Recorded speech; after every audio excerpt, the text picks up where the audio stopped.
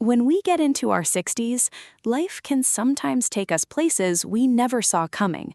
A diagnosis, losing someone we love, a divorce, or some other major change.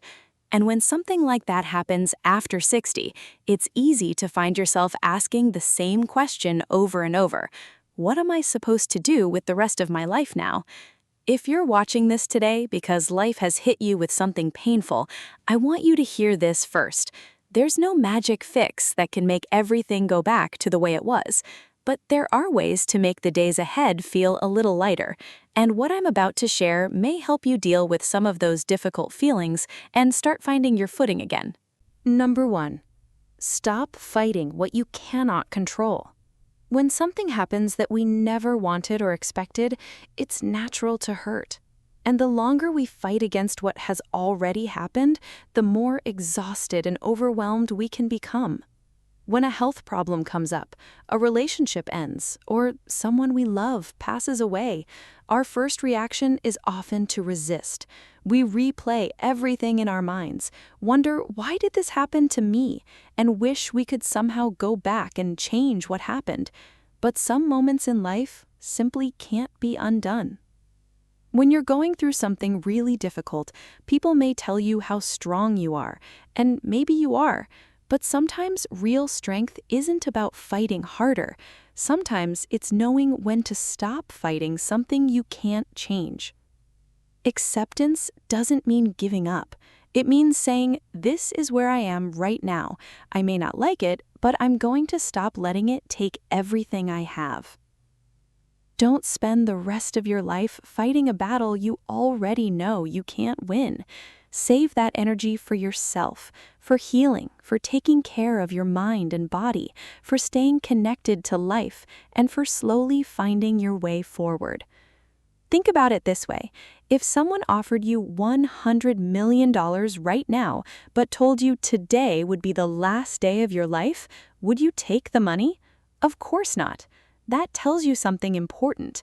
An ordinary day, the one you'll wake up to tomorrow morning, is worth more than $100 million. So don't overlook an ordinary day. Don't wait for something extraordinary to happen before you appreciate being here. Give today the value it deserves. Number 2. Focus only on the next small step. When life feels like it's falling apart, our minds have a way of making everything feel like an emergency. We start worrying about the entire future, all the things we don't know yet, and every possible thing that could go wrong. And honestly, that can be exhausting. But you don't have to figure out your whole life today. You don't have to answer every question or solve every problem at once. Trying to do that will only leave you more stressed and overwhelmed. For now, just focus on today.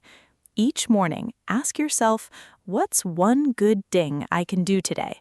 Maybe it's making that phone call you've been putting off. Maybe it's finally dealing with some paperwork or a frustrating government office.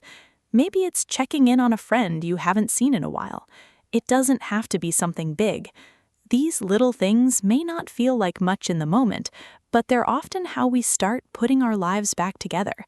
Not through one huge breakthrough or an overnight transformation, but through small, steady steps, one day at a time. So give yourself permission to think small. Small doesn't mean you're weak. It means you're being realistic. It means you're giving yourself something you can actually keep doing. And sometimes that's exactly what gets us through the hardest seasons of life. Number 3. Protect your inner peace like it's sacred. After 60, your peace of mind becomes one of the most valuable things you have, and yet we often give it away without even realizing it. We let upsetting news get under our skin. We let relatives make us feel guilty about our choices. We worry about what other people think and spend too much time trying to keep everyone happy. At some point, it's okay to become a little more protective of your peace. Think about what you allow into your mind the same way you think about what you put into your body. Ask yourself, does this conversation, this TV show, or this relationship leave me feeling better, or does it leave me drained? You don't have to explain every decision you make anymore. Your life is yours, and you've earned the right to step away from drama that doesn't belong to you. That doesn't mean shutting everyone out or becoming disconnected from the world. It simply means being more intentional about what you let into your life. Maybe it's enjoying a quiet morning before picking up your phone. Maybe it's spending more time with a friend who makes you feel good instead of exhausted. Or maybe it's finally saying no to something you don't want to do so you can protect a peaceful evening at home. You don't have to be available for everything and everyone. Sometimes protecting your peace is one of the healthiest choices you can make. Number 4. Let your pain become your teacher. This may be one of the hardest things to hear, but it can also be one of the most freeing. Being in pain doesn't mean your life has gone wrong. We all go through difficult chapters, losing someone we love, facing disappointment, dealing with unexpected changes, or simply wondering, why is this happening to me? You may not be able to see the meaning in it right away, and that's okay. But sometimes, when you're ready, it can help to ask yourself, what can this experience teach me? Maybe it's showing you who really cares about you and who is there when you need them. Maybe it's teaching you to slow down and stop taking the little good things in life for granted. Or maybe it's helping you discover a strength you didn't even know you had. And remember, healing isn't a race. There's no deadline for feeling better, and you don't have to get over something just because other people think you should. Healing can be slow. It can be messy. Some days you may feel like you're making progress, and other days you may feel like you're right back where you started. That's normal. Give yourself the same patience and kindness you would give to someone you deeply care about. You're allowed to take your time. You're allowed to have bad days. And little by little, in your own way, you can begin to feel like yourself again. So if life has been especially hard on you after 60, remember this. You don't have to control everything.